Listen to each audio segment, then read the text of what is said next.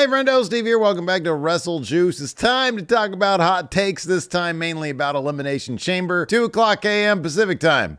Not going to do that again. I'm not fit for getting up at 1:30 in the morning anymore and doing live streams. That's a thing of the past now.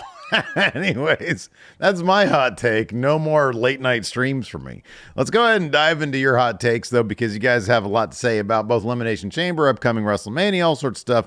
So let's go ahead and dive into it. First up, I've seen this take online. I didn't notice it too much in the hot takes thread that I posted today for this particular video, but I'll go ahead and drop it here. Brennan says Becky shouldn't have won the Chamber. I feel you could tell a better story with Liv or Naomi winning. Interesting, because Naomi just got back and she hasn't really done anything. So she's kind of like a blank slate. And yes, there's the possibility that you can tell that story, Naomi versus Rhea Ripley. But I kind of feel like there's no basis for that beyond her winning the Chamber. I'm not sure where you go from there. Whereas with Becky, they've been teasing this for a long time. She had that great NXT run. She's, one of the horsewomen. She's main evented WrestleMania.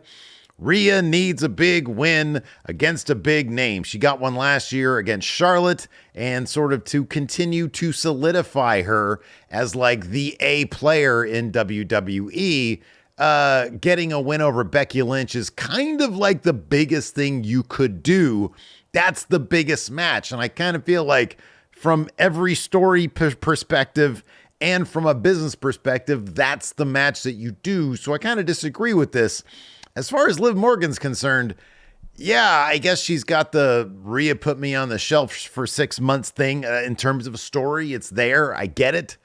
It's just Liv Morgan is always like an also-ran. She ain't going to beat Rhea Ripley. She shouldn't beat Rhea Ripley. And so what you have there is more of a foregone conclusion match where, I don't know, that would main event like a B-level pay-per-view. Like Liv Morgan at this point isn't even at the level of a Nia Jax in terms of what she's been proven to be able to do from a character perspective, from a storyline perspective, from what we've seen on screen. She always comes up short. She was able to tap out or beat Ronda Rousey, like kind of in a fluky way. But then when Triple H took over, he sort of took that away. And they've been trying to find something for Liv Morgan for a while now. And at a certain point, it was getting kind of interesting with like her being like extreme Liv Morgan. But that didn't really last too long. And now I don't really know what her character is. I know a lot of people out there like Liv Morgan. I think she's fine in the ring. From a character perspective, she's never been all that interesting. She's never done anything that's been all that interesting. I'd like to see them try with her, but at this point, I don't think she's anywhere close to challenging for a world title at WrestleMania. That ain't Liv Morgan right now. I know a lot of y'all people want to make that happen. Y'all want to see it, but it's not going to happen because she ain't there. Maybe she'll get there at some point, but it ain't now. So her and Naomi, I don't know what the stories are there. I don't know what the stories are. I think you could tell a better story with Raquel Rodriguez, probably.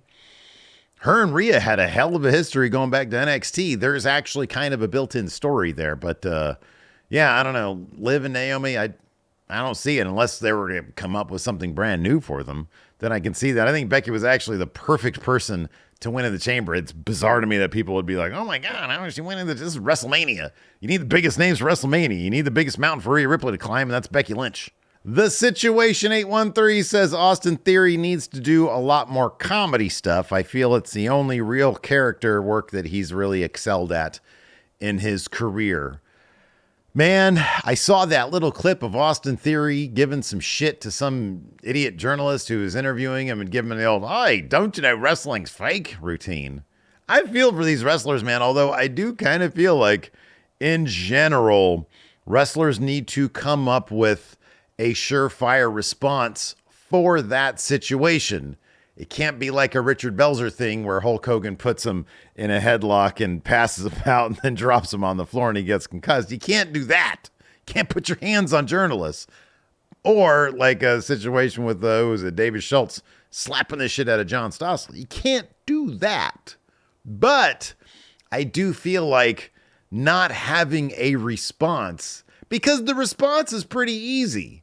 It's if a journalist says, oh, this is fake, you're not really hitting each other, Austin Theory can be like, bro, I've had coworkers who have been concussed, ripped ligaments, torn, muscles, this, that, the other, and they've still performed for these fans. And this happened to Austin Theory himself just recently. I think he got banged up in the ring, and we still perform in front of these fans. You don't have to refer to it as fake. You don't have to refer to it as choreographed, but it is a performance, and you can refer to it as such and say, look, we put our bodies on the line to entertain millions of people, and you're saying that it's fake.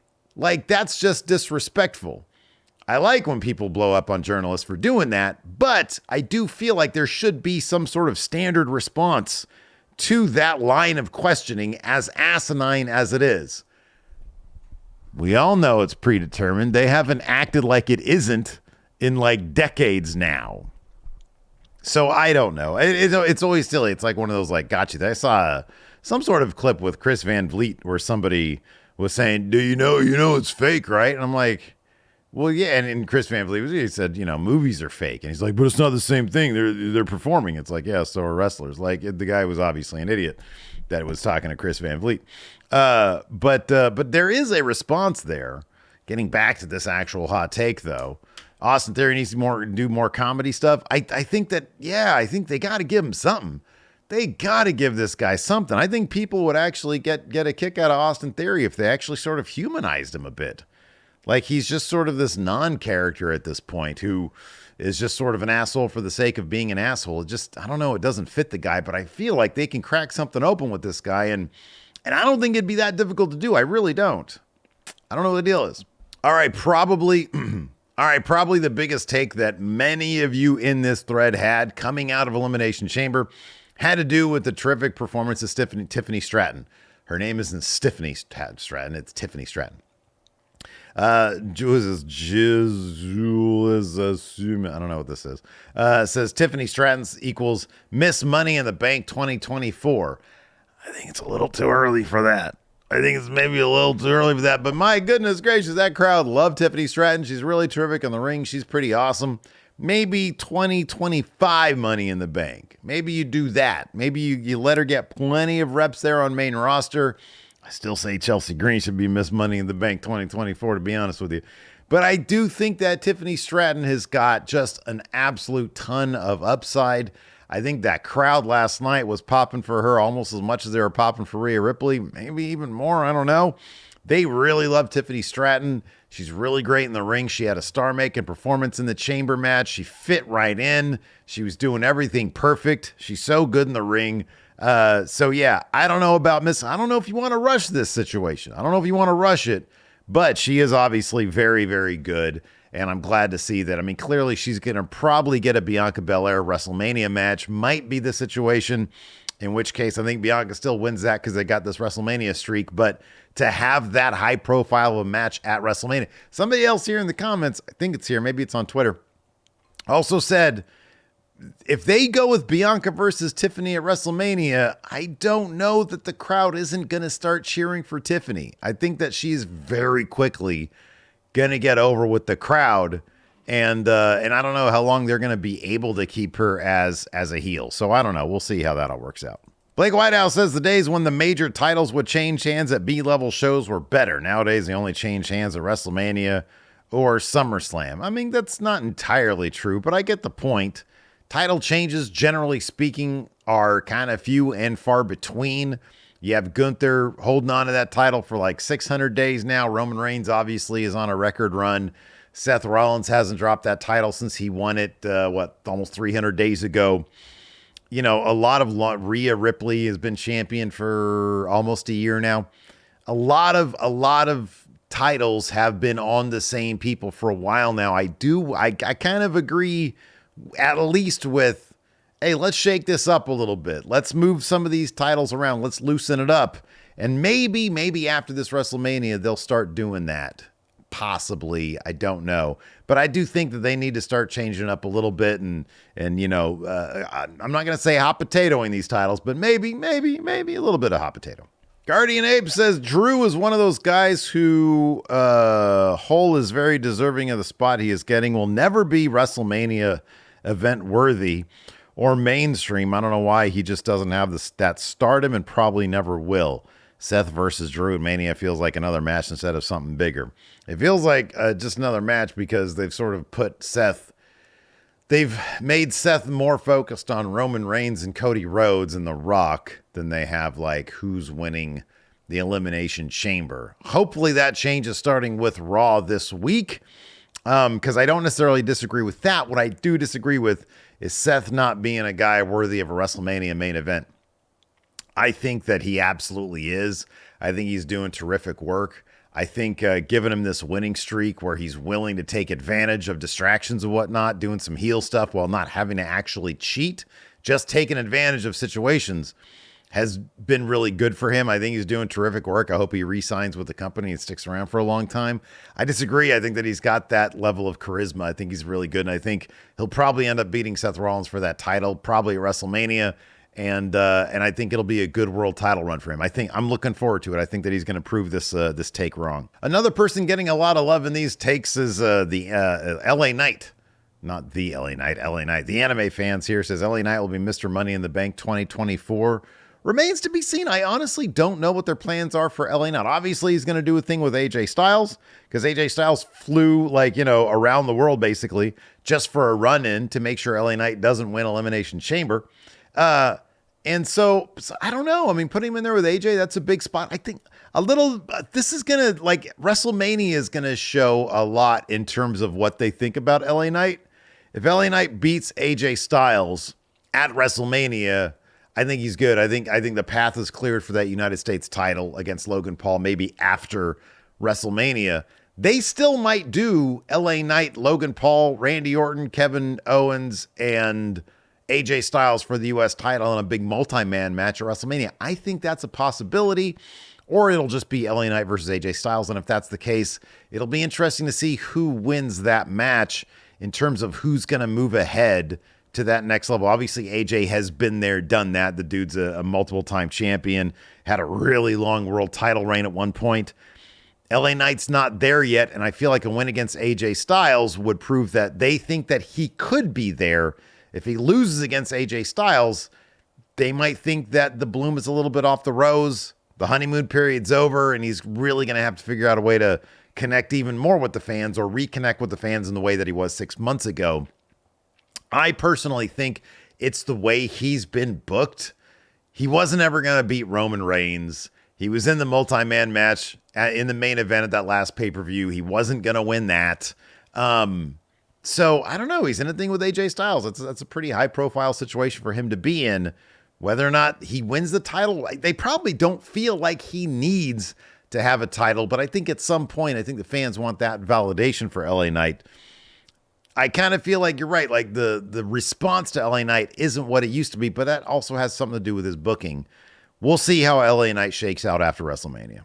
Ethan SN says the men's chamber match takes the cake for the most outside interference in chamber history. Well, you had AJ showing up. I mean, in terms of amount of time traveled to come and interfere for a show, AJ Styles definitely takes the cake. Somebody here mentions the Shawn Michaels Elimination Chamber moment. Let's see. What is this one right here?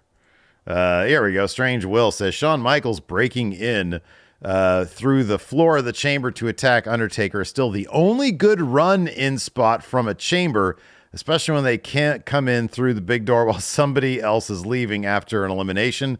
Nowadays, that happens too often or just too predictable. I called AJ running in as soon as I saw Bobby was taking a while to leave. Yeah, the Shawn Michaels breaking in through the floor. I like that one because you got to be clever in order to get into there, and it showed his desperation to get at Taker. So yeah, I thought that was a good run-in spot. I thought AJ just sort of appearing out of nowhere was all right though, and I especially like the fact they're in Perth. He actually had to fly a long flight to do that. Shotgun Sean says disappointed we don't seem to be getting LA Knight versus Logan Paul for the U.S. title at WrestleMania. Do people really want to see Randy Orton versus Logan Paul instead? Kind of curious if that's going to be the match or if it's going to be a multi-man with Kevin Owens, and if that's the case, doesn't Logan Paul come out of that match still United States champion? I think he might. because I don't see Kevin Owens winning it unless it's one-on-one. Same with Randy Orton. I don't know who takes the pin, but I don't imagine it's Logan Paul. I think Logan Paul probably ends up getting, maybe hits Randy Orton with like a brass knuckles knockout the way he did at Chamber after Orton recovers from delivering an RKO to Kevin Owens. Something like that. I don't know. It'll be interesting to see where they go with Logan Paul if the United States title is something they're going to keep on him for a little while. I've seen a lot of people complain about the predictability of the show last night. There's only 4 matches on the card and pretty much everybody was a lock. Maltese King here says, predictable equals makes most sense. I think there's one situation in which I thought would have been fun to have a title change, and that's New Catch Republic, because nobody was expecting it to happen. And I think that would have probably popped the crowd something big. Then you could just do the rematch on SmackDown, and maybe if they wanted the titles to be back on Judgment Day, you do it there.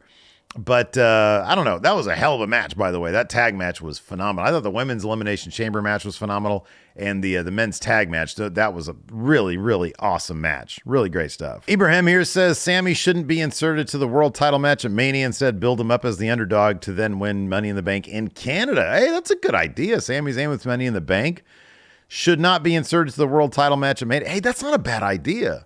If Drew wins the title from Seth Rollins, Sami Zayn doesn't even get into WrestleMania. He shouldn't get in that world title match. And then he wins Money in the Bank. And then in Canada, he cashes in on Drew, but he does it like straight up maybe at the end of the show. Says, hey, after Drew wins a match or something, hey, Drew, cash it in right now. Not like, I'm going to hurry up and, it's a big moment here. Or maybe you do that. I think he's like the one good guy who could do that, pull that off successfully off of Drew McIntyre. Hey, that'd be pretty good. NPR here thinks we're getting Nia versus Jade Cargill at WrestleMania, and Jade will win in a 10-second squash. I don't hate this. I know Nia's been doing really terrific work, but she could get caught off guard being kind of arrogant during the introductions. And they ring the bell, and Nia's not paying attention, and Jade hits her with, I don't know, a move or something, and squashes her in 10 seconds. You sort of protect Jade from her debut match. It's a big statement thing. Nia Jax is being booked pretty strong. I like it. I think they should do this. I think it's a good idea. Now that you've said it, though, it won't happen, because that's how fantasy booking works. Kane is here with a hot take. Says, I wish all shows were 3 hours, including Raw, SmackDown, Rampage, and Collision. No, I don't even want Raw to be 3 hours. When it moves to Netflix, they need to make it 2 hours. They're not going to do that, but that'd be awesome if they did. Honked Off John says, I think the internet, and that includes you and Larson. Me? Really? Are really mean to Karrion Kross. What? What did I say? What did I do to Karrion Kross? He's got the look, the promo, and the valet, but everybody hates him because Adam Cole in a promo told him his wrestling stinks. That was like 5 years ago. That was a long time ago. I haven't been rude to Karrion Kross in a very long time. I thought that he wasn't a particularly good fit for NXT, but ever since he's come back, which is like a year and a half ago, I've really been up on the guy. I've been like, hey, why isn't this guy being used more? What the heck? I don't know what show you're watching, buddy. Juan Sanchez says Nia Jax has improved significantly throughout her run. People who act like she's still terrible need to go over their biases. Man, I agree with this. I think she's been awesome. I think she's been really, really good. And I know there was another, here we go. This take I totally agree with. Damon says Nia Jax has been the only opponent to make Rhea look better during her title run. This has been an awesome feud. Kind of reminds me of Roman versus Braun in 2017, where it was just about Braun destroying things. And I thought that was awesome. And I think this has been awesome. It's just about Nia wanting to squash people. And I think that's another good reason to have Jade Cargill beat her in a squash match at WrestleMania, like a shock squash match, because Nia always talks about the squash match. No, I agree with this totally. I think that this has been sort of a defining feud of Rhea Ripley's title run. Hopefully, the next few feuds will be equally as impactful. I expect the Becky one to be really good. They've got 6 weeks out. Hopefully it's not just a bunch of promos. We just get a lot of destruction, and they make it personal somehow. I don't know how. But yeah, I want this to be just like a really, really awesome feud. And yeah, I think the match is going to be really, really good. Anyways, that's going to do it for Hot Takes. Thanks, everybody, for submitting yours. We've got some good content coming up on the channel soon. So be sure to hit that subscribe button and the notify bell. Until next time, we'll see. You can see her butt right there. There's her butt right there. What are you doing? She's tired. I'm tired too. I was up way too late this morning.